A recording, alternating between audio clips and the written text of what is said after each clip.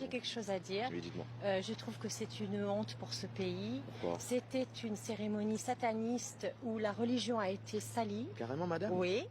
Où on a laissé, si vous voulez, le pouvoir de la France à une communauté LGBT woke, qui est une culture qui vient des États-Unis, qui n'est pas la nôtre.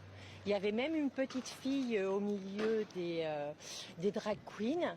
C'est salir le sport, c'est salir le pays. Moi, je trouve que c'était une honte. Ça commence bien. Ça commence bien. Une honte absolue, je le dis haut et fort. Il va y avoir des plaintes. Moi, je vais porter plainte. Carrément. Il y a toutes, oui, parce que si vous voulez, la bande à Daphné Burki et l'autre Jolie machin, etc. Ils n'avaient rien à voir avec le sport.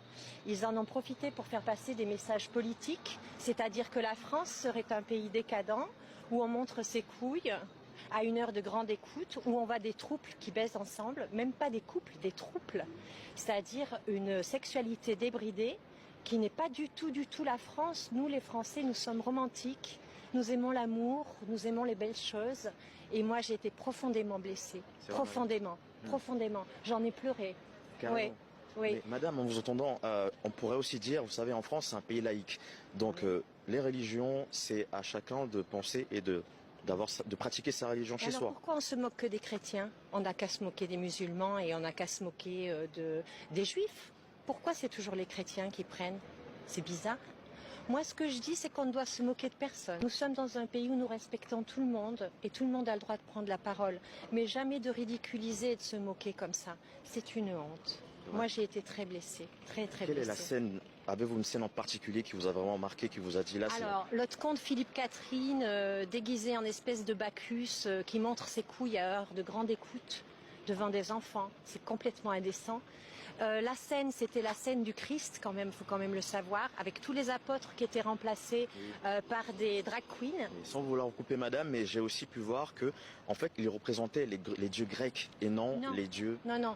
C'est une scène parce que peut-être vous n'êtes pas chrétien, vous ne connaissez pas la religion chrétienne. C'est la scène, c'est-à-dire c'est lorsque le Christ s'est réuni avec tous ses apôtres qui étaient singés sur le catwalk avec toute la bande de folles et de tarés là, en talons aiguilles, avec les nichons dehors, avec les enfants.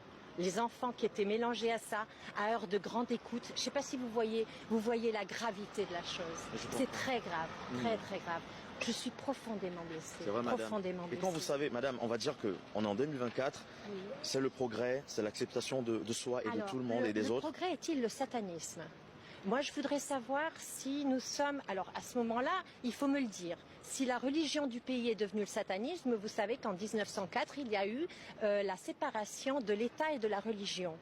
D'où la religion sataniste serait devenue la religion de la France.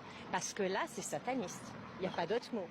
Donc là, je ne suis plus d'accord du tout. On nous fait la guerre et on va répondre. Les Français, c'est non. On ne veut pas de ça chez nous.